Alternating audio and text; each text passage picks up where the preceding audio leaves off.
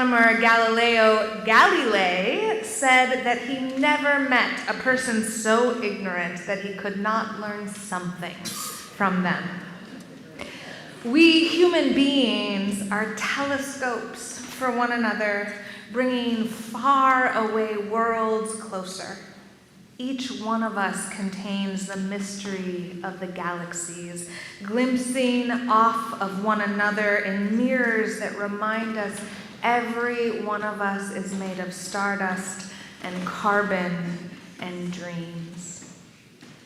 Galileo, the curious scientist who published the paper that upended the world and brought the Inquisition down on his head, Galileo, who risked his life to align our human knowing with the true order of the stars, the planets circling the sun, Galileo, who taught us where we are truly in the universe, warned, you cannot teach a person anything. You can only help them find it within themselves.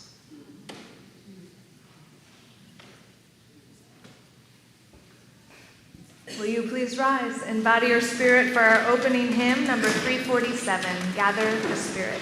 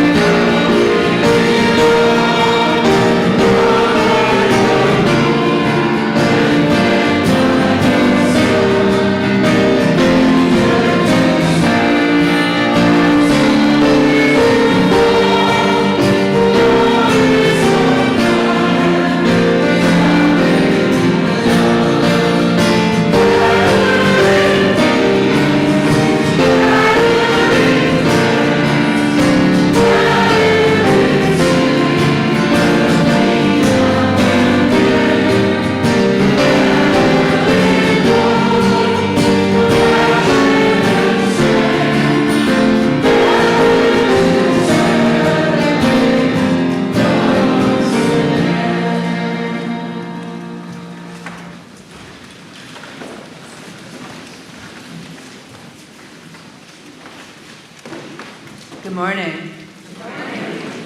I'm Reverend Kimberly Tantra Carlson. I use she, her pronouns, and it is my honor to serve you as your minister of faith formation. The story I have for you today is called The Curious Why, and it's by Angela Di Torrizzi.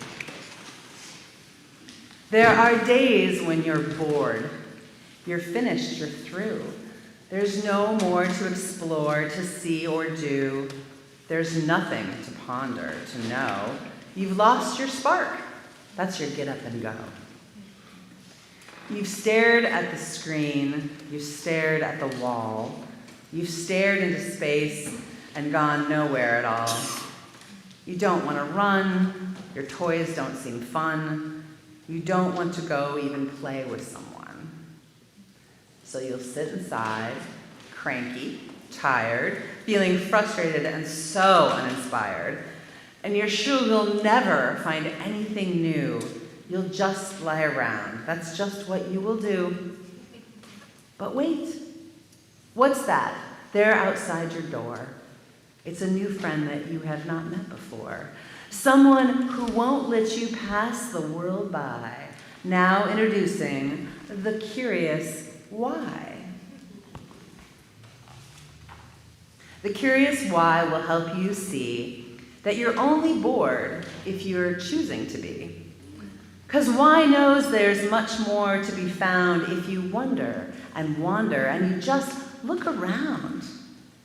A knowledge collector, a tell me more teacher, the Curious Why is a gotta know creature. So if you spot something curious, then why starts asking how, what, where, and when. Like, how does that glow? And what makes this grow? And where in the world did the dinosaurs really go? And when were the first T-Rex fossils found? And just how deep were they found in the ground? Have all these questions got your gears turning? Let's find the answer. It's time to get learning. Welcome to a place why always looks. It's the library because it is full of books. Check out the covers, dive into the stacks, flip through the pages to find all the facts. Then voyage through time to life long before us. Whoa, look over there, a brachiosaurus. And there's something else that you may discover. Wise made you into a natural history lover. Now you're crafting and drawing and making cool things with feathers and scales and claws and spikes and wings. And you've got a new interest. Boredom's been busted because with the why, your outlook is adjusted. And the Curious Why has a question for you. What are more things that you wish you would know? Do you want to know how crayons are made, how banjos are played, or why rainbows fade? Do you like gazing at planets and stars? Team up with why and journey to Mars. Perhaps there's new food you'd like to make. You and why can bake an upside-down cake. How does a bee buzz? What makes a bee sting? You can ask why just about everything. With all these questions and answers, you'll find that the Curious Why can open your mind. And your friends, if they need their sparks ignited, then you and the why can just get them excited. Because you've got all the knowledge to share, you're a T-Rex expert extraordinaire. And when you keep asking and searching and finding, walking past unknown and winding, digging deeper and stargazing, you'll see that really it's all pretty amazing. Now there's no limit to how far you go, how much you can learn, or how much you can know. And you'll never be bored unless you try, because when you open your door, you'll find a curious why. The end.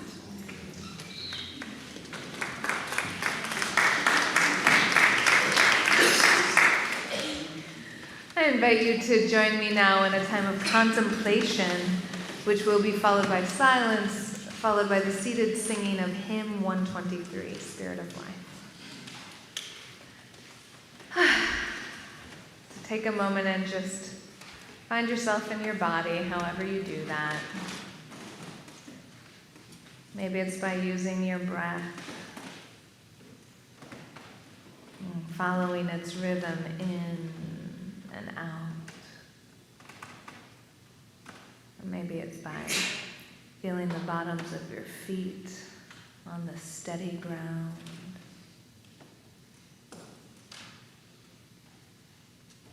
Or maybe it's by feeling your skin connecting you to the world.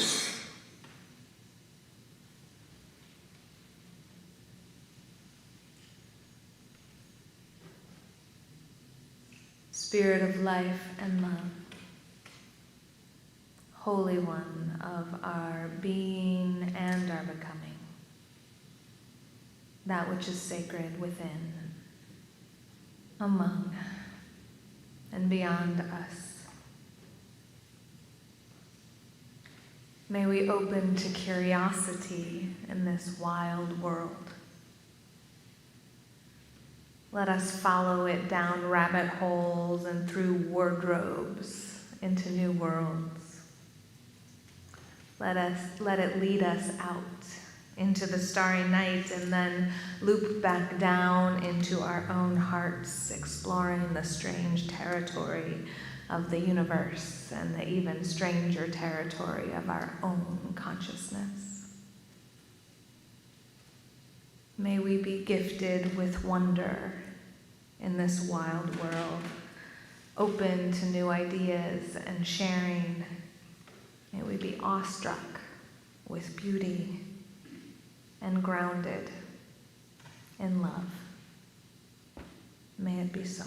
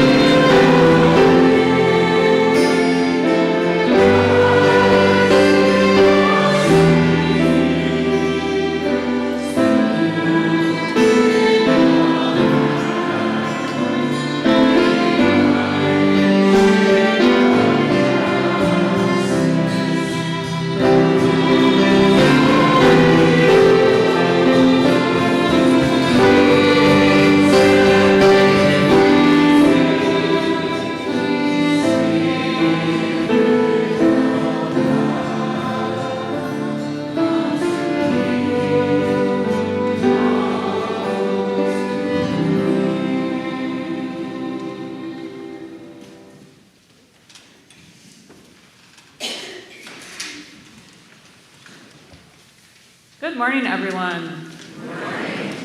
Welcome to the First Unitarian Society of Milwaukee. I'm Hannah Fox, she/they pronouns, and I am pleased to serve as your worship associates. We are a faith community of many identities. We welcome people of all genders, sexualities, ages, races, ethnicities, histories, abilities, and bodies. We welcome your mind, your heart, and your spirit. We welcome all you are carrying with you today and all that your heart longs to set down. We enthusiastically welcome guests joining us today. If you are a guest visiting in person and want to connect with us, please fill out a welcome card located in the pew rack in front of you and drop it in the offering plates that will come around in a few minutes. Someone from church will reach out to connect with you. After the service, we invite you to join us for a social hour across the hall in the Leanhouse Common Room. Some accessibility notes. Hearing assist devices and large print hymnals and orders of service are at the back of the sanctuary, along with the worship activity bags for children and anyone who wants them. There is a fragrance-free area in the front right pews. We have several announcements today. Please join the UU Pagan group for our next ritual Beltane today at 12:30 p.m. in Max Otto Hall. New and returning members are welcome. Celtic Cross-Quarter Day, marking the peak of spring and start of summer. Feel free to bring things that remind you of spring for the community altar. If you have an instrument you want to participate in the celebration and singing and dancing. We will also have a small potluck to follow. Feel free to bring something to share if you are able. Want to shape change but don't know how?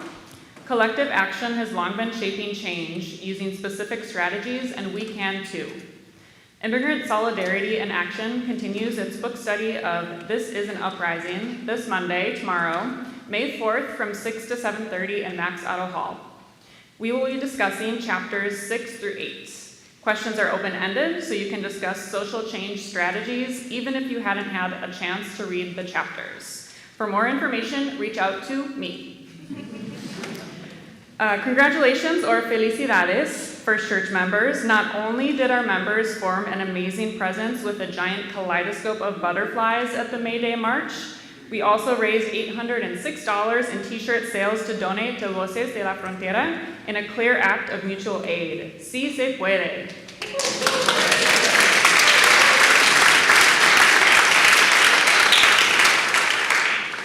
I invite you to share in our First Church purpose by joining me in a unison affirmation of our mission, which is printed in your order of service.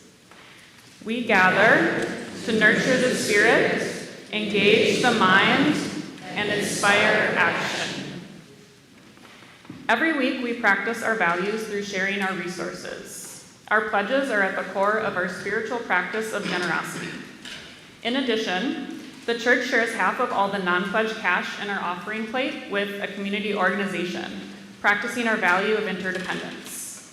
Today, we share the plate with La Familia de Arte, a grassroots organization dedicated to creating meaningful change in the Milwaukee area through collaborative, community-based projects and public artwork for all. The offering will be gratefully received as we remain seated and sing hymn 298. May the practice of giving bring us joy.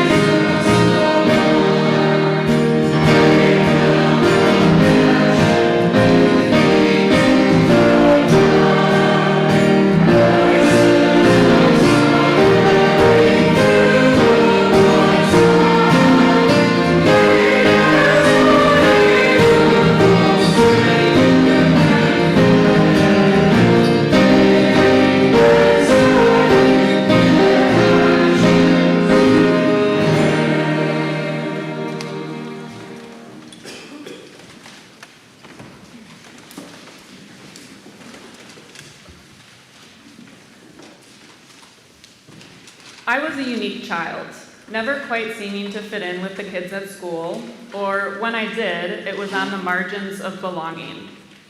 I think it was this feeling of being different that cultivated a strong sense of curiosity in me. I was hungry for knowledge and wanted to understand how other people saw and experienced the world. But as I grew older, my excitement about the differences I saw began to become a liability. Around middle school, I started learning that to fit in, I would have to learn to silence the parts of me that made me stand out too much. By the time I reached my late 20s, however, those rigid social norms that had locked my authentic self away for years began to loosen, and I started to embrace and relearn who my true self was. I discovered that I was so curious about how other people lived that I wanted to move to a different country, and I found a way to do so by teaching English in Europe. Although it was also beautiful and mind-expanding beyond my wildest dreams, my time in Europe was not easy.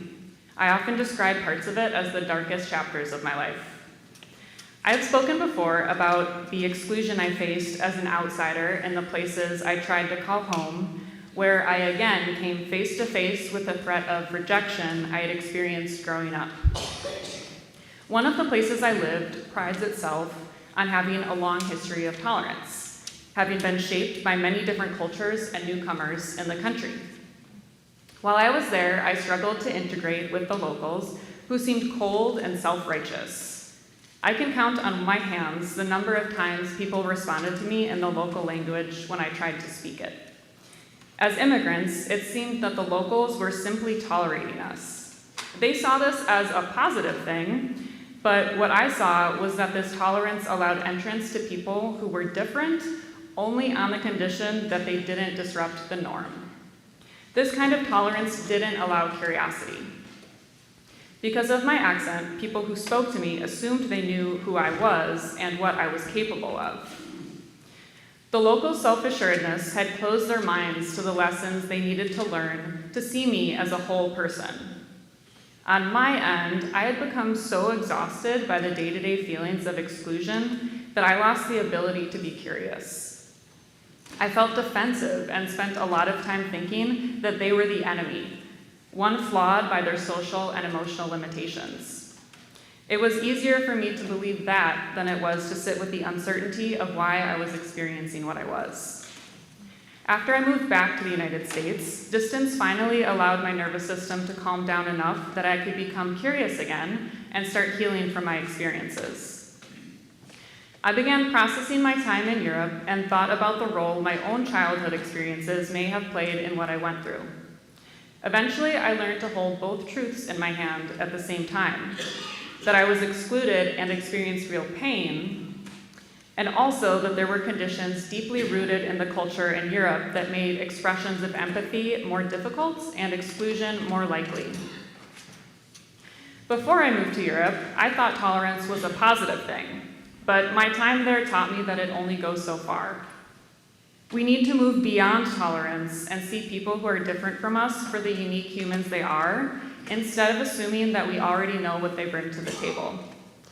The key to having an open mind is curiosity, and its reward is inclusion and belonging. In addition to being points of pride, these things will make our communities healthier and stronger, and together we will rise.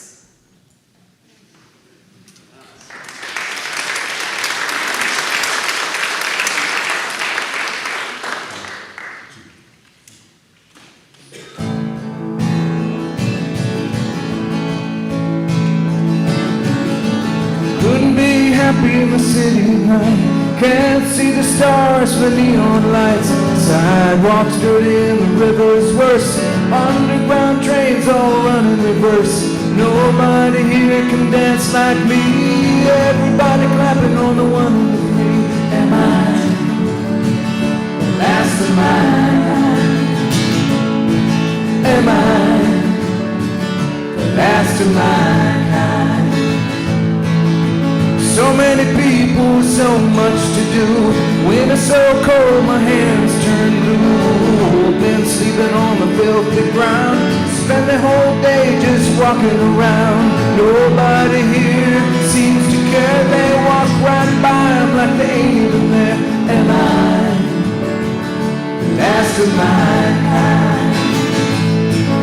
Am I the last of my kind? Daddy said the river would always lead me home. back in time when Daddy's dead and gone.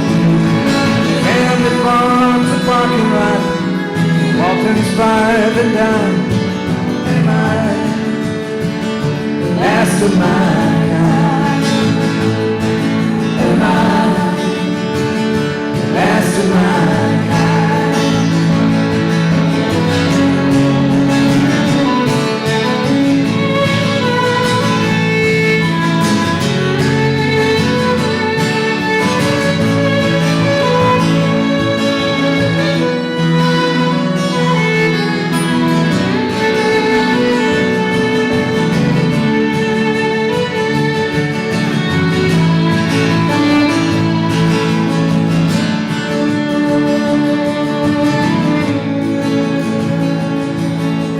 Tried to go to college, but I didn't belong. Everything I said was either funny or wrong. Laughed at my boots, laughed at my jeans, laughed when they gave me amphetamines.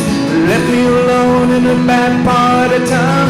36 hours to come back down. Am I the last of mine? Am I the last of mine? Mama says God won't give you too much to bear. Well, that might be true in Arkansas, but I'm a long, long way from there. That whole world's an older picture in my mind. Am I the last of my kind? Am I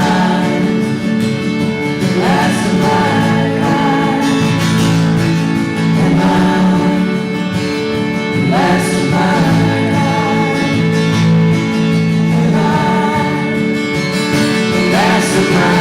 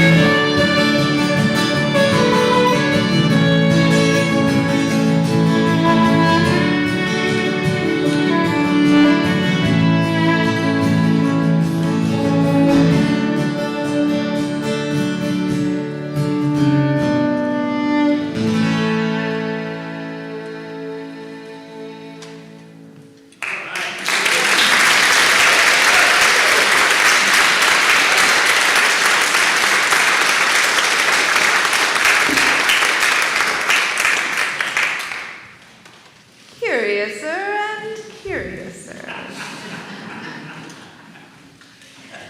When I was a little girl, I loved novels about mystery and wonder and discovering magical lands, books like The Secret Garden and The Lion, the Witch, and the Wardrobe. I was always on the lookout for that secret door to another world where objects come alive and you can fly out your window and lions can talk. One time, I took my younger sister on a secret door finding adventure through a new neighborhood where we were visiting our grandparents. I was probably 10 years old, so my parents let me watch my little sister while they helped my grandparents.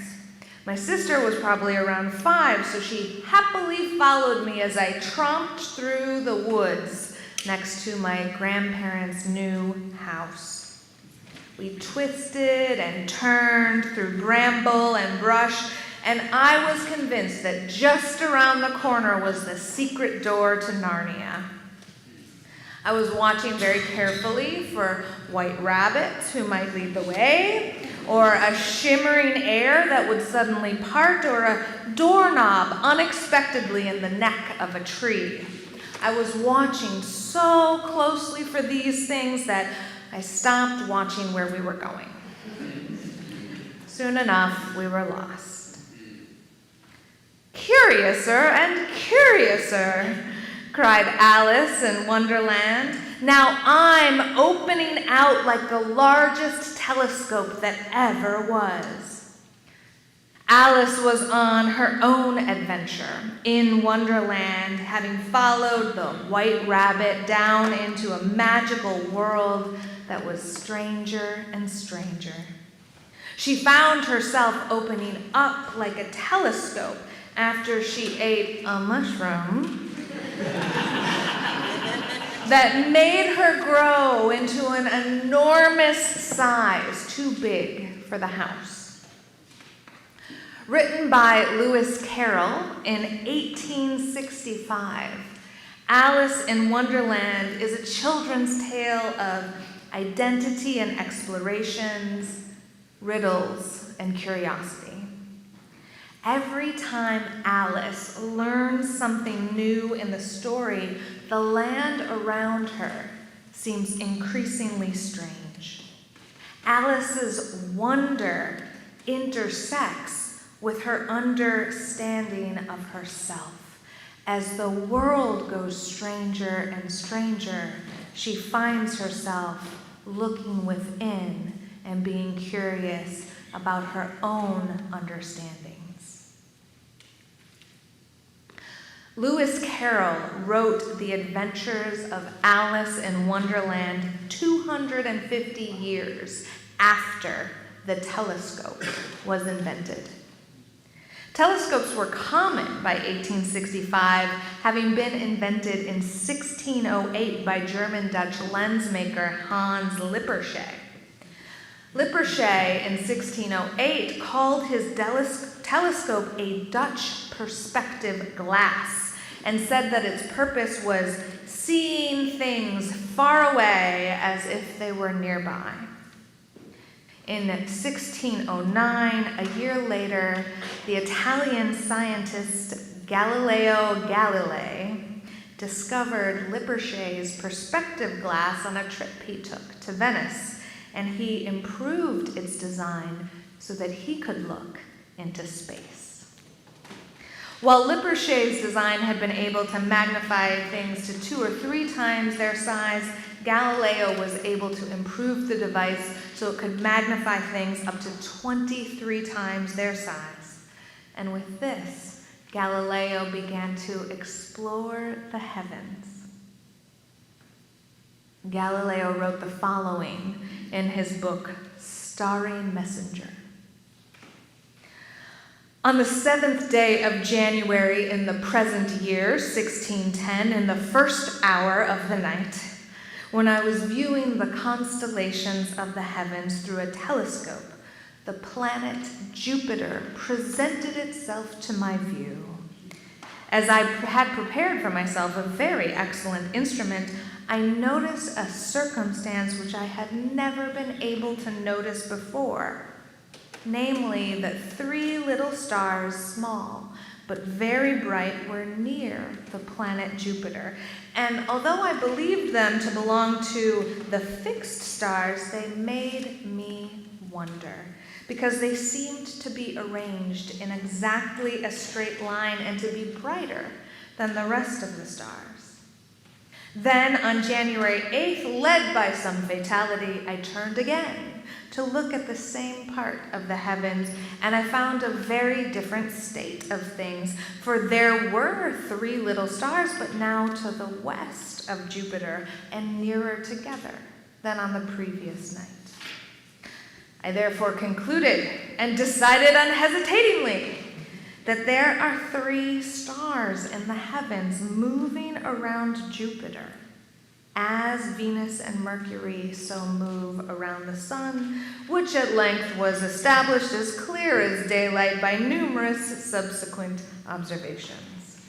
These observations also established that there are not only 3, but 4 erratic moons performing their revolutions around Jupiter.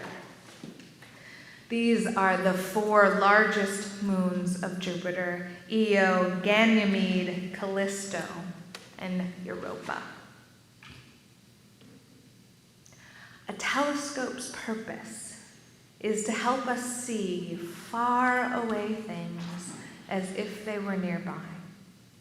It magnifies those distant things so that we might see them more clearly where we are, bringing us closer in proximity to understanding. We human beings, we are telescopes for each other. We bring distant worlds to each other for contemplation, different realities to one another for understanding. If we just open to the truth and the beauty of new knowledge, galaxies come into our awareness.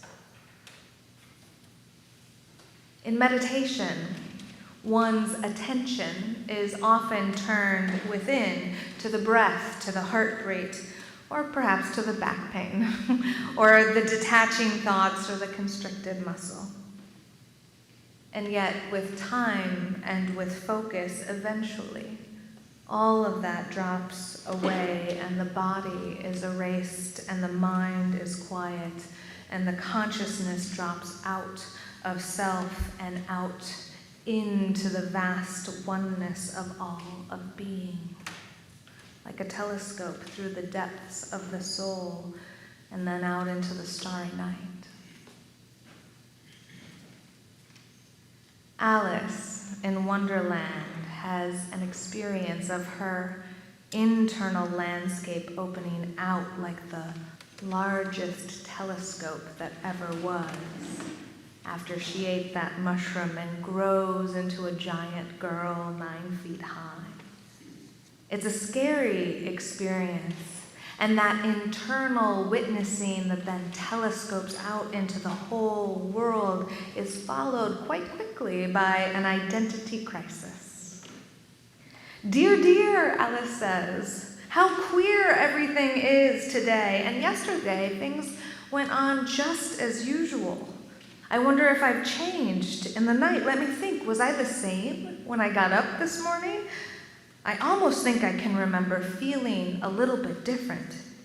But if I'm not the same, the next question is, who in the world am I?" That is the great puzzle. There can sometimes be an either-or quality to the work of transformation. Either we are doing the internal work or we are out there working to change the world. Either we are focusing within or we are working among and beyond.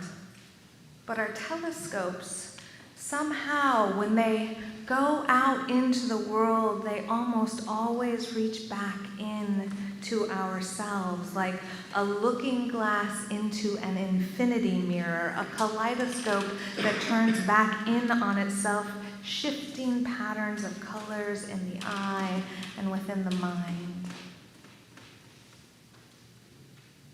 Wonder is one of our 4 values here at First Church, and curiosity is at the root of our Unitarian Universalist faith. Liberal religion rests on the premise that there is always more to learn. So as our understanding of the universe unfolds, our knowledge of ourself and our role in it will as well. Our Unitarian ancestors chose not to have an unchanging doctrine because they believed it would be necessary to keep changing the faith as humanity grew in its understanding of the world and therefore its understanding of itself. When Galileo discovered the moons of Jupiter, rotating like Venus and Mars around the sun, it led him to question the prevailing worldview at the time, that the Earth was the center of the universe. The Catholic Church held the position that the universe was earth-centric, in line with their theology that God made the earth and the universe for human beings, with human beings at the center. This theology's hierarchy placed human beings at the very top of God's order, but it also ordered human beings themselves in a hierarchy of power, men above women, adults above children, landowners above peasants, masters above slaves, royalty above commoners, and the Pope above everyone. Galileo's research with the telescope caused him to question this worldview and instead led him to support the Copernican theory, the new theory that the earth revolves around the sun. Seemingly just about material reality, just about observable truth in the universe, this theory also challenged the church's hierarchy and therefore its power. In 1615, the church declared the sun-centric worldview was heresy and warned Galileo not to teach about the subject. As we well know, he did it anyway. In 1632, 17 years later, but he used math and astronomy to explain to other scientists and students why the Copernican model of sun centricity was based on observable truth in the universe. He was arrested. He was tried. He was found guilty by the Inquisition. They put him on house arrest for the remainder of his life. However, his work affected the prevailing understanding of astronomers who came to know that the planets, including Earth, all rotate around the sun. Within a generation, this change in scientific understanding became one of the many shifts during the Enlightenment period that weakened the Catholic Church and, importantly, the system of monarchy that recognized kings as the rulers ordained by God to rule over the people. We human beings, we may train our telescopes on the heavens, but they inevitably flip right back down to earth again, affecting our relationships, affecting our understandings of our role in the universe, turning us inward and asking us to face that great puzzler. Who in the world am I? We are telescopes for one another. We bring distant worlds closer. We teach one another new ideas, new understandings, new galaxies of knowing that change our senses of self. In 2021, NASA launched the James Webb Space Telescope, which can see to the very edges of the universe and back in time to where visible light began to form. We got our very first images from this telescope in July of 2022, including some beautiful images of that giant planet Jupiter and its moons, and a young star-forming galaxy called the Carina Nebula that's 8,500 light years away. NASA nicknamed it the Cosmic Cliffs. Scientists believe the James Webb Space Telescope will be able to explore faraway worlds and is likely to find life on some of them, even if only in microbial form. We human beings, we are reaching out yet again into the starry galaxy to faraway things and observing them as if they are near. And these discoveries from those faraway heavens inevitably telescope right back into ourselves, affecting our understanding of who we are and what is our role in this universe. What if there is other life out there? What does that mean about our lives and the nature of time and the order of the universe? And what happens when we see the beginning of light, the moment when out of the void, light separated from darkness? What happens to our consciousness and our understanding of ourselves to witness the formation of time? When I was a little girl, lost in the woods, looking for a magical door to Wonderland, I did not find any white rabbits or talking lions. Instead, I found my own courage. I was frightened and a little embarrassed, knowing that I had gotten myself and my little sister lost by following my own curiosity, looking for magical lands. But I didn't want my little sister to be scared, so I took her hand and I followed the sound of running water that was nearby, knowing that the creek ran past my grandparents' place. I knew if I could find the water, I could find our way home without needing to know the way back through the woods.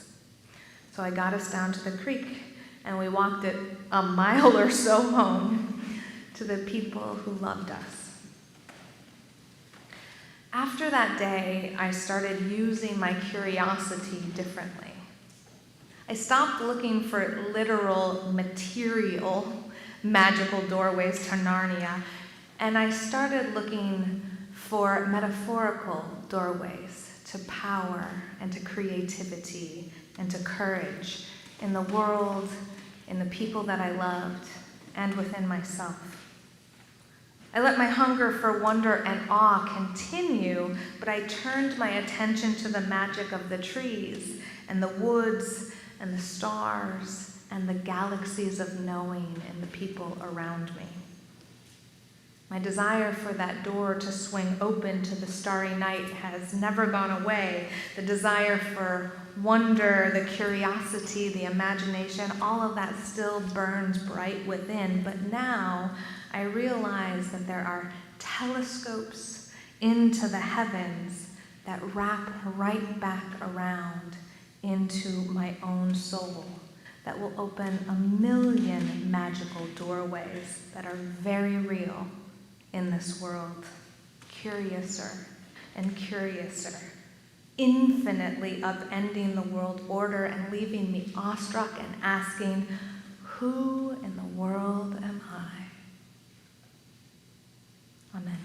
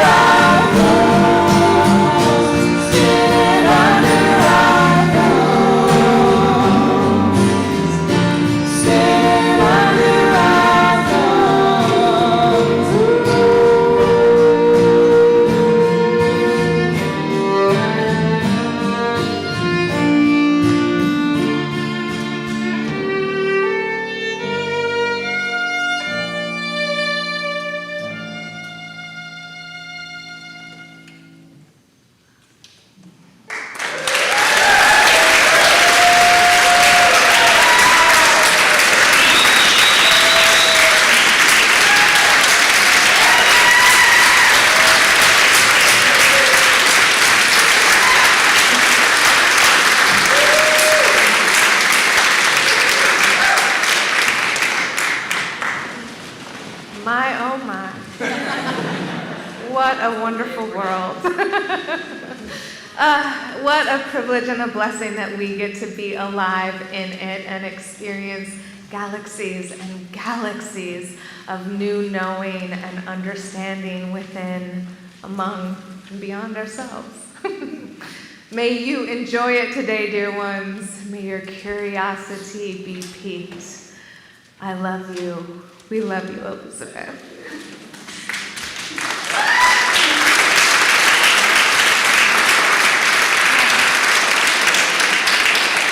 Let's do some more singing, huh? Please rise in body or spirit for our closing hymn, Blue Boat Home, 1064 in the Teal Kingdom.